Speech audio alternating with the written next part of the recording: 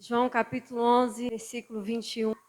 Eu confesso aos irmãos que eu tive dificuldade para escolher a palavra, porque a Bíblia, ela é tão boa e eficaz que é difícil você escolher um versículo para ministrar. A Bíblia, ela é tão cativante, você vai lendo ela e você tem dificuldade de escolher assim o que eu vou falar, porque a Bíblia fala do início ao fim, e não é sobre mim. É sobre ele. Então, mesmo que eu escolha um versículo nesta noite, eu quero dizer para os irmãos, se eu pudesse, eu pregaria de Gênesis a Apocalipse, porque não é fácil escolher um versículo. João 11, 21. São poucos versículos. Vamos ler do 21 até o 27. Que diz assim: Disse, pois, Marta a Jesus: Senhor, se tu estivesse aqui, meu irmão não teria morrido. No tempo Cronos. Próximo versículo. Mas também agora sei que tudo quanto pedires a Deus, Deus o concederá. E disse-lhe Jesus: teu irmão há de ressuscitar no tempo Kairos. E disse-lhe Marta: eu sei que há de ressuscitar na ressurreição do último dia. E disse-lhe Jesus: eu sou a ressurreição e a vida. Quem crê em mim, ainda que esteja morto, viverá. E todo aquele que vive e crê em mim nunca irá morrer. Crês tu isto? E disse-lhe ela: sim, Senhor. Creio que tu és o Cristo, o Filho de Deus, que há de vir ao mundo. Pode sentar, igreja. Amém? Esses dias a gente teve congresso lá em Samambaia, mas foi muito, muito bom. A presença de Deus foi real naquele lugar. E o pastor Ezequias ligou hoje e pediu para ministrar, né? Ele está muito gripado, mas amém. Vai melhorar. E eu fiquei pensando o que a gente poderia trazer nesta noite. Eu confesso aos irmãos que o que eu falei no início é verdade. Quando você pega essa Bíblia, a palavra de Deus, você vai ter uma certa dificuldade de escolher um versículo só. Porque Deus fala o tempo todo conosco aqui dentro.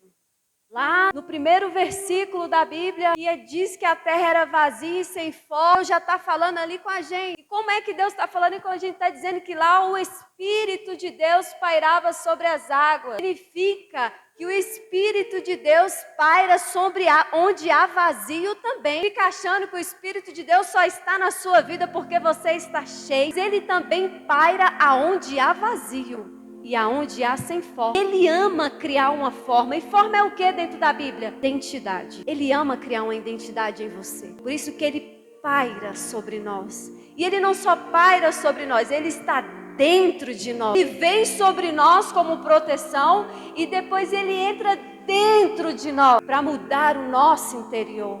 Porque ele cria em nós uma identidade. E essa identidade ela tem que estar exposta para o mundo. Eles precisam ver quem você é, que você serve e o que você representa. Esses versículos aqui falam sobre Lázaro, sobre a vida de Lázaro, Marta e três amigos de Jesus. Eram amigos íntimos de Cristo. Quando Cristo queria descansar, o lugar que ele escolhia era a casa de Lázaro, lá em Betânia. Era essa casa que Jesus escolhia. Quando Jesus falava, vou na casa de Lázaro, é porque Jesus estava falando assim, vou descansar. Eu vou lá em Betânia descansar, porque tem uma casa para me descansar. Será que Jesus pode repousar na sua casa? Será que ele vai chegar na sua casa e vai encontrar um bálsamo para você derramar aos pés dele? Ou vai encontrar alguém que só chega aos pés dele? Ah, Senhor, mas aqui não tem isso, mas aquilo não tem aqui. Senhor, aqui falta isso, aqui falta milagre, aqui falta cura. Porque talvez você enxergue Jesus só como seu santo milagreiro, mas ele é o seu amigo fiel. E melhor ainda, ele é o seu irmão. Talvez você olhe para ele e veja, ele morreu naquela cruz porque eu tenho que ir para o céu.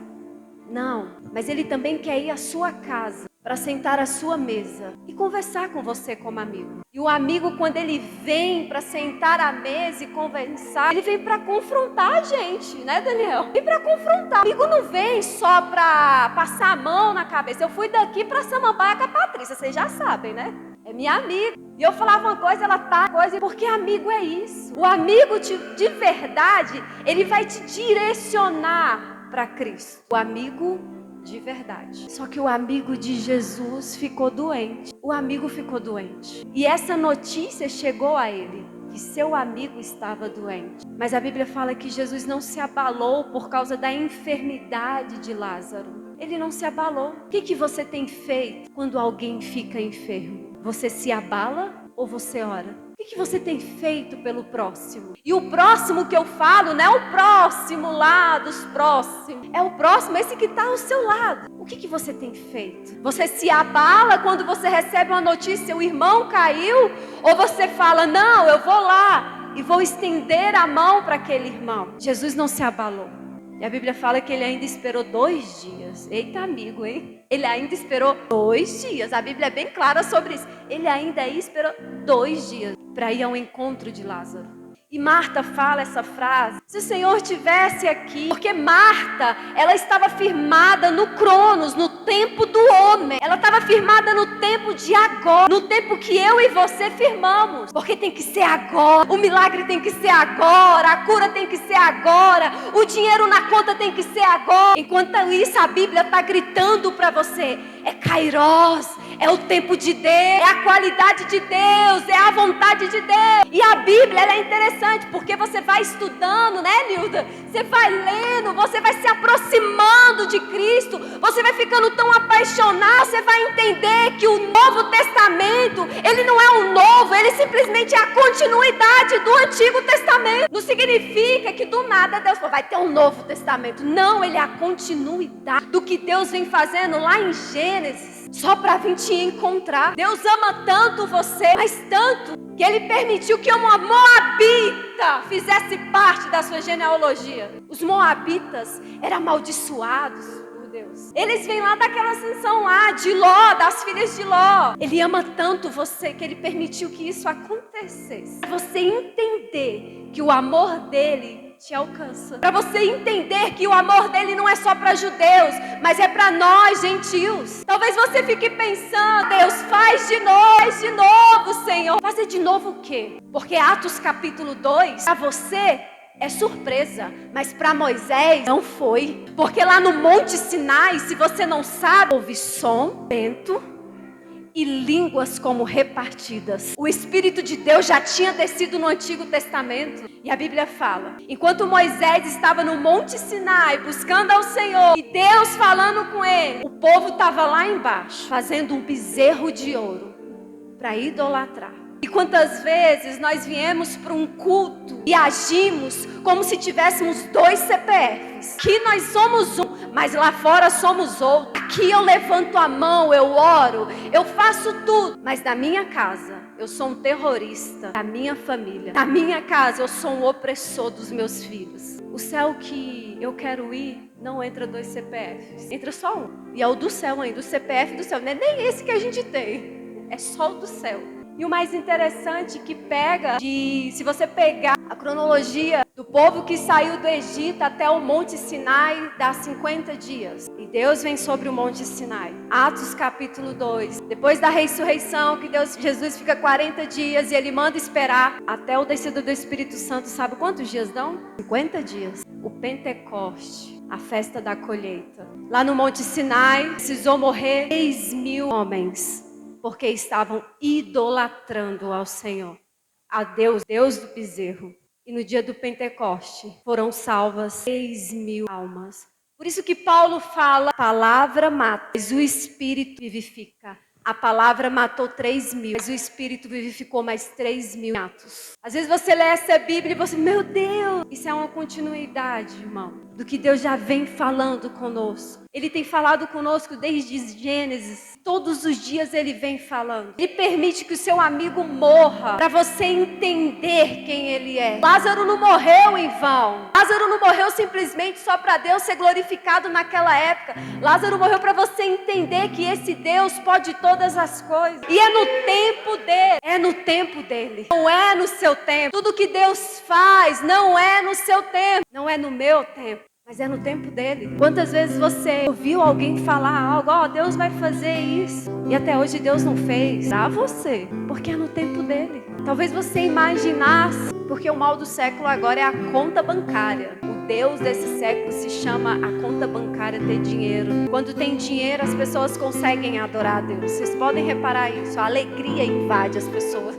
Mas quando elas não têm, elas têm dificuldade de exaltar ao Senhor. Porque o Deus desse século é o que a Bíblia diz, é mamon, é o dinheiro.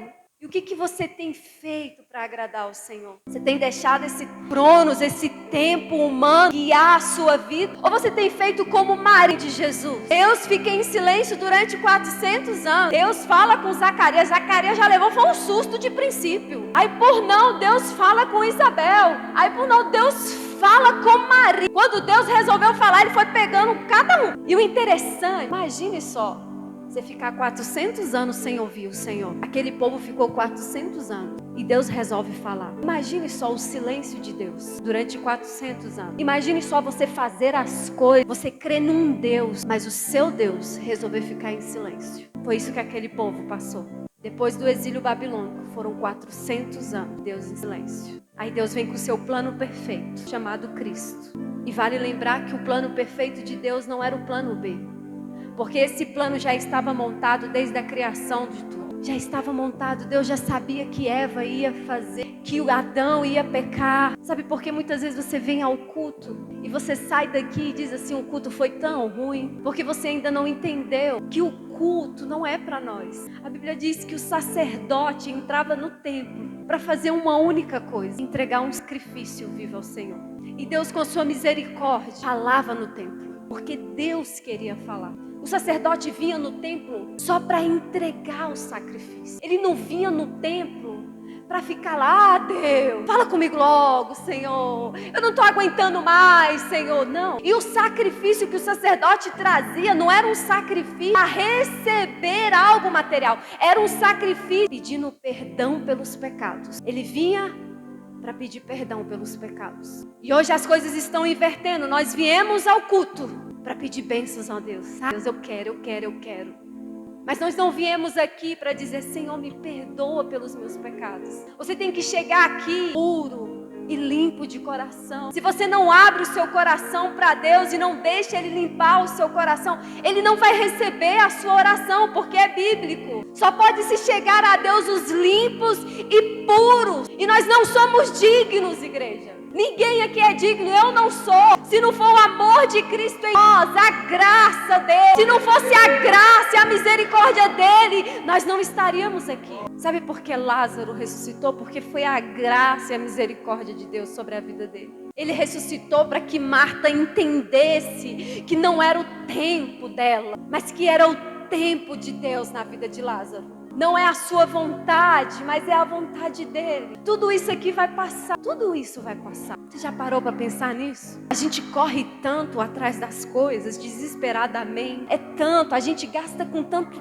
tempo com as coisas que não precisa. E nós não gastamos o nosso tempo com Deus. Nós não oramos como devemos orar. Se você soubesse o preço, o valor que é uma oração, você andaria, sabe como? De joelhos. Você não queria andar com os pés, você ia ficar de joelhos. Nós queremos ir para um céu, mas nós não conhecemos muitas vezes o Deus que habita nesse céu. Pois que nós queremos a cesta básica, nós queremos a aposentadoria, nós queremos a roupa nova, o carro do ano, a casa luxuosa. Mas nós esquecemos que Ele é o nosso amor da nossa vida. Ele é tudo que você precisa, é tudo.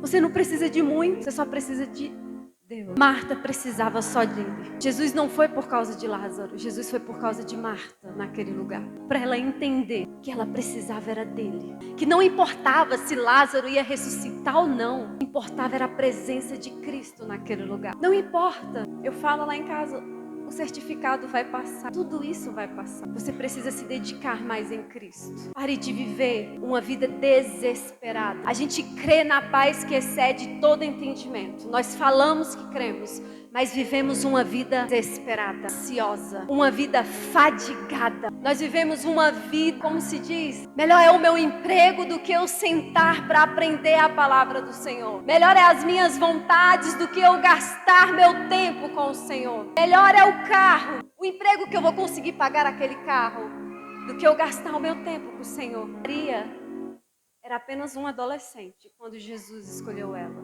quando Deus escolheu. Eu gosto de dizer, Deus ama adolescente na Bíblia. José era adolescente, Maria adolescente, Davi adolescente. Nunca vi um negócio desse. Deus ama os adolescentes. Acho que Deus olha assim, eu vou pegar esses imaturos tudinho e vou transformar. Ele ama fazer isso. E Maria, mesmo sendo uma menina adolescente, que nunca tinha ouvido a voz do Senhor. Ela nunca tinha ouvido a voz do Senhor. Mas quando ela ouviu aquilo, ela só disse, amém. Seja feito o que o Senhor quiser. Uma menina que nunca ouviu a voz do Senhor, Daniel, ela falou, seja feito o que o Senhor quiser. O que você tem falado para Deus? Porque você escuta Deus falar com você. Você tem essa palavra aqui para Ele falar com você. Ou você tem fugido daquilo que Ele tem para você. Você pede uma direção de Deus, mas você foge da direção. Porque a direção não foi conforme você queria. Você foge dessa direção. Nós precisamos entender que é o tempo de Deus. A ressurreição é o tempo de Deus. A cura de alguém é o tempo de Deus. Por isso que Tiago fala, se Deus quiser. Eu gosto do livro de Tiago por causa disso. A gente vê, porque Deus tem que fazer. Aí Tiago, mas se Deus quiser, se Deus quiser. Eu acho que o povo naquela época estava muito, como se diz, muito empoderado, né? É porque eu vou falar, então vai acontecer. Aí Tiago, opa, calma aí. É só se Deus quiser, se Ele quiser. Se Ele não quiser, não vai acontecer. Mas se Deus quiser, vai acontecer. Por isso que aconteceu a vinda de Cristo na vida de Maria. Eu sei que não é culto de mulheres, mas é difícil, né? Mas Maria, eu conversando num carro com a Patrícia, a gente falou, imagine Maria como mãe. Ela era mãe do Deus do universo. Jesus era o filho perfeito, Nilda. Maria falava, senta, Jesus sentava. Maria falava, fica em pé, Jesus ficava em pé.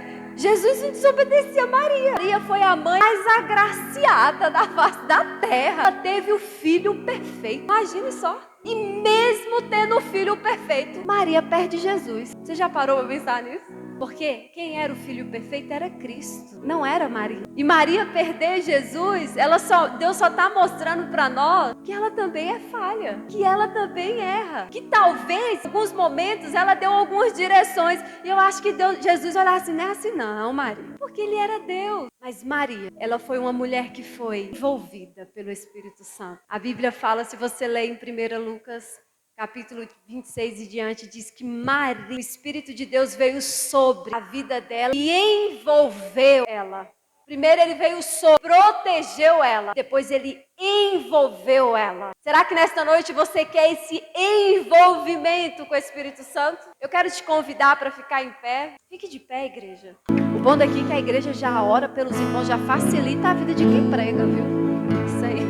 Eu sei que você veio aqui para ouvir o Senhor e talvez você saia da sua casa e você diga algo. Você fala assim, Senhor, fala comigo. Só que quando a gente fala, Senhor, fala comigo, muitas vezes a gente quer ouvir algo do Senhor que já está em nosso coração. A gente tem esse mania e isso não é errado, você não está errando, porque você é ser humano, você vai dizer isso. Também falo isso.